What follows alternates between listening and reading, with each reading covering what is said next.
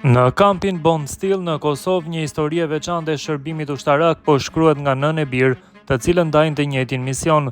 Rreshterja e klasit të parë, Teresa Alemang dhe djali i saj kapiten Aiden Stackhouse janë vendosur në Kosovë si pjesë e një angazhimi të përbashkët, duke treguar se forca e uniformës shpesh lidhet me forcat e gjakut dhe trashëgimisë familjare.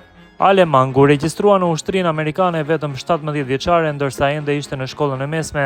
Pas lindjes së djalit të saj, ajo për një periudhë la shërbimin aktiv ushtarak, por më pas në moshën 25 vjeçare u rikthye me qëllimi për të përfituar nga mundësitë arsimore.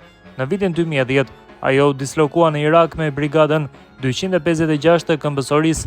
Në atë kohë, i biri i saj 3 vjeçar, Aiden, i hipi çantës së saj ushtarake, duke u përpjekur të shkonte bashkë me të, një shenjë e hershme e ëndrrës së tij që më vonë djali do ta realizonte. Me kalimin e viteve, pasioni i Aidenit për ushtrinë u rrit. Ai ndoqi trajnimet për mjek luftarak dhe ishte i gatshëm për dislokimin e parë. Kur ju ofrua mundësia të bashkohej me brigadën 256, nëna e tij tha me vendosmëri: "Absolutisht, vendoseni edhe atë."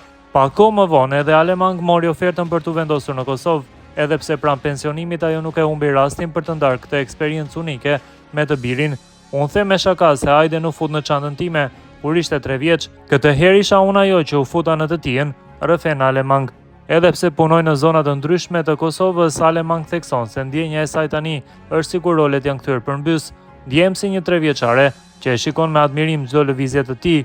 Për këtë nën, shërbimi ushtarak është më shumë se një karrierë, është një histori familjare dhe kjo trashëgimi tani vazhdon përmes misionit të përbashkët të KFOR-it në Kosovë."